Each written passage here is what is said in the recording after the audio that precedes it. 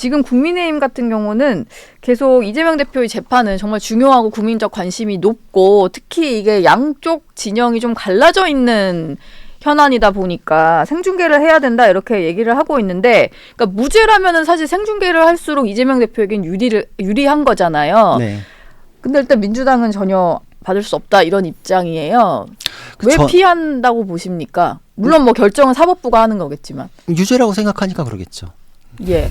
보통 무죄 판결이 내려지면은 일반인 같은 경우에도 판사님이 물어봐요. 그동안 고생 많으셨는데 이 무죄 판결에 대해서 공시하고 싶으십니까? 라고 해서 공시하고 싶습니다. 그러면은 관보하고 일간지에 게재를 해줘요. 누구누구가 이런 식으로 재판을 받았었는데 무죄 선고됐다. 판결문을 이제 좀 공개를 해주는 거예요. 판결문 공개도 있고 그거는 이제 그 무죄라는 취지, 딱 그 결론이 공시돼 되게 주문 뭐 요런 그렇죠. 짧은 예. 그 그렇죠. 결론만. 예, 예. 네. 그런 제도까지도 마련이 돼 있거든요. 무죄 받은 사람은 자기가 여태까지 억울했던 거에 대해서 알리고 싶잖아요. 예. 근데 그런 제도까지 있군요. 있어요. 네. 그런 얘기 아무도 안 할 걸요, 민주당 쪽에선. 네. 그래놓고서 지금은 그 급에서 전직 대통령의 경우와는 다르다. 이거는 뭐 인권 침해다라고 하는데 아니 전직 대통령에 대해서도 똑같지 않나요? 인권 침해라는 얘기는 그럼 그때도 똑같이 했어야 되고 네. 만약에 여기에서 이런 선고를 받는 모습 자체가 공개되는 것이 인권 침해다라고 했을 경우에는 그러면은 그 공개가 가능한 규정 자체를 인권 침해적이라 그래서 없애야 되지 않나요? 네. 규정은 규정대로 두고 그 규정이 적용이 이재명 대표에게 불리한 식으로 될 때만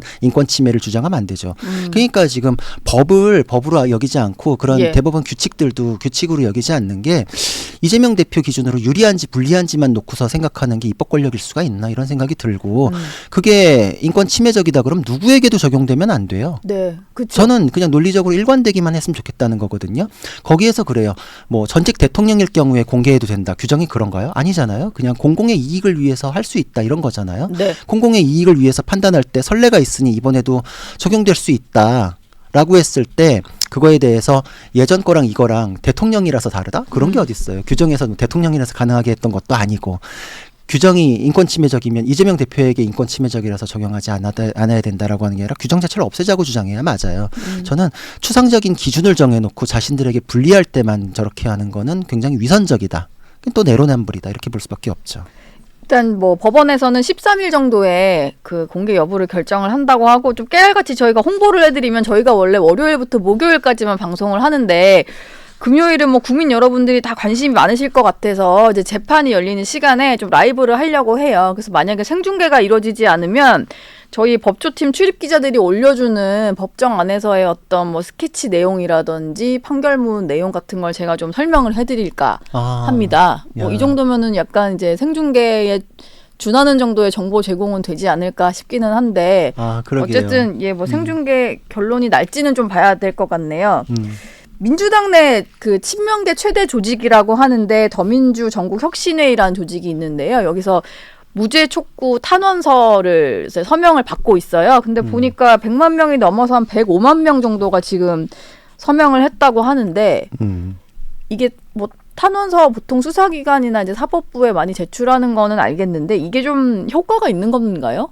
사실 탄원서라는 게 그 종류를 좀 나눠보면 사건하고 연관이 있는 사람이 써주는 탄원서가 있고 예. 사건하고 전혀 무관한 사람이 탄원서를 써주는 경우가 있거든요. 네. 사건하고 무관한 사람이 써주는 탄원서는 뭐 영향이 전혀 없다라고 봐야죠. 사건 관계인이면 예를 들면 뭐 내가 좀 피해자인데 좀 그렇죠. 선처를 뭐 원하는 탄원서를 내주거나 이런 식으로. 그렇죠. 예. 그리고 이제 뭐 어떤 사람이 그 범죄나 저질렀을 때 그 사람하고 이제 굉장히 가까운 사람, 그 사람은 이제 봐서 아는 사람. 근데 이제 이 경우에는 사실 지지자들이 써주는 거는 인적 관계는 없잖아요. 사건 예. 관계자도 아니고. 그렇죠. 그렇죠. 그리고 그 인터넷으로 모은 서명이 뭐 100만 명이 넘었다 그러는데 이런 경우에는 정말 100만 명이 진짜 100몇 명인지 겹치는 숫자가 있는지 없는지도 잘 모르겠는 경우라서 이거를 뭐 어떤 숫자가 의미가 있다 없다 이렇게 논할 수 있는 대상 자체도 아닌 것 같아요. 왜냐하면은 예. 자필 탄원서도 굉장히 많이 써서 보내달라고 촉구를 했었거든요. 민주당에서. 근데 예.